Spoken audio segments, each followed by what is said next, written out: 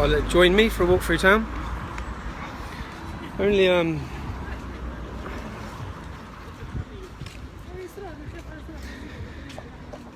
I've got a friend. I'm going to be making a video about this. Hopefully, I've got a friend who was glued to me throughout my time with the EDL.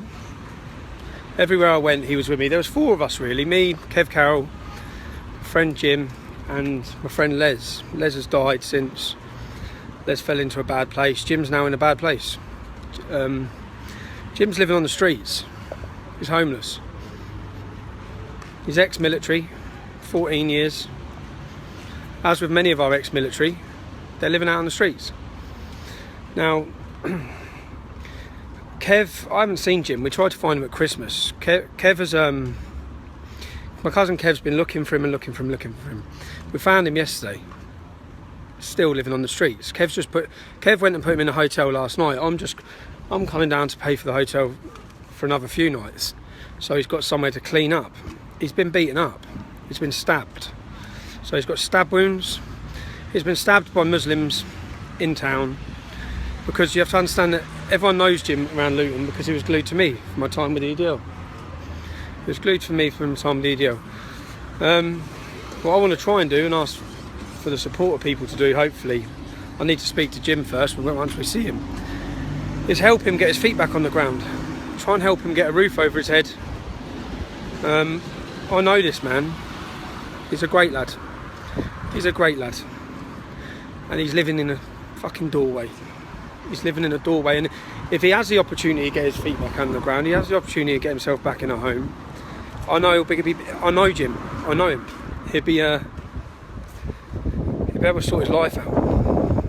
So I'm going to be sitting with Jim, I'll meet with Jim. I'll do a video, and yeah, follow the campaign. It'd be great if in a couple of weeks we can go to a house where he's living and show that he's got his feet back on the ground, and show that he's cleaned himself up. And yeah, we're gonna. That's what I will be doing. I'll be doing something. Just gonna wait to speak with rebels. But if it's yeah, I know this bloke. You know what I mean? So he don't need to be on the street. He don't need to be getting stabbed. And I don't want to hear in a few months that he's dead because he's living out in the streets of Luton. It's the last place he should be, especially as he served our Queen and country for 14 years. But yeah, watch out for this. The video will be coming. I'll keep you with me anyway as we walk through town, eh?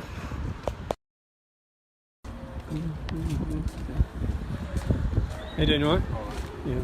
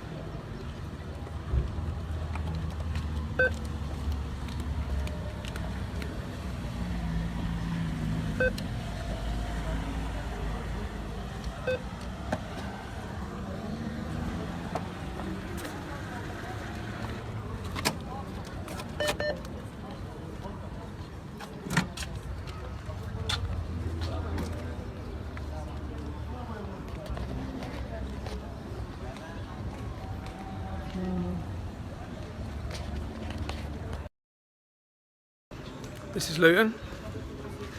And this here, let me show you, is where my life changed forever anyway. Here, just there, where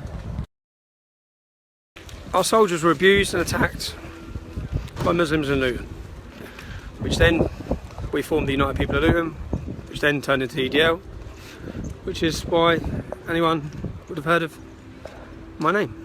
Otherwise, no one would have heard of my name. So, yeah, right here. They were actually taken through the front door of our council. Taken through the council. These militant extremist Muslims, all of which, pretty much all of which are now in jail for terrorism. All of them. A group that we were opposing since 2004. Now they're all gone in jail for terrorism. But, you know, the council made out it was we were a problem, they were a problem. Not that we just had all these jihadists on our streets and we knew who they were. And we had to put up with them. Put up with their bullshit. And listen to their hate.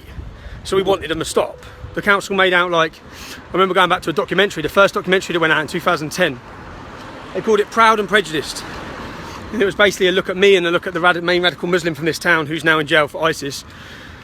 And then the head of the council group said it's like a pissing contest between the two of us. No. One of us, him, wants to destroy our whole country and kill us. And the other one wants to try and fucking stop him. It's not a pissing contest, is it? And then the council, to give you a little rundown on what the council have done, because it's absolutely insane. And then the council, let me cross over it. Then the council, their solution to this in 2012 was to open a shop. We'll go to that shop now. I'll show you that shop now. Their solution was to open a shop, a conversion centre. Let's not call it a shop, let's call it what it is. Their solution was to open a conversion centre in Luton Town Centre called Discover Islam. And then again, just another run back. So when this centre's opening, what was the name? Yusuf Bonner. Yusuf Bonner was going to be the manager's name. So I started looking into him and I found his blog. And on his blog, he said he will not rest until Islam is brought into every home in Luton. He also said that Christians are wearing suicide vests a wrongful belief. That's what he said. And Islam was his fifth religion. Just a fucking nutter, right? A nutter that our council were bringing into our town to spread Islam. He's from Fulham, he wasn't even from Luton, coming into our town. And they were going to bring us the right Islam, the correct true Islam. So then I found Abdul Rahim Green, who was also behind the centre. And then I looked on videos on YouTube, and I found a video of him saying that if your wife disobeys you, you beat her with a stick. You know, true Islam. The true Islam that the council want to bring us. So I made leaflets highlighting what this man had said and done. Guess what? He resigned before the shop even opened. You didn't frankly have the balls to put country before party.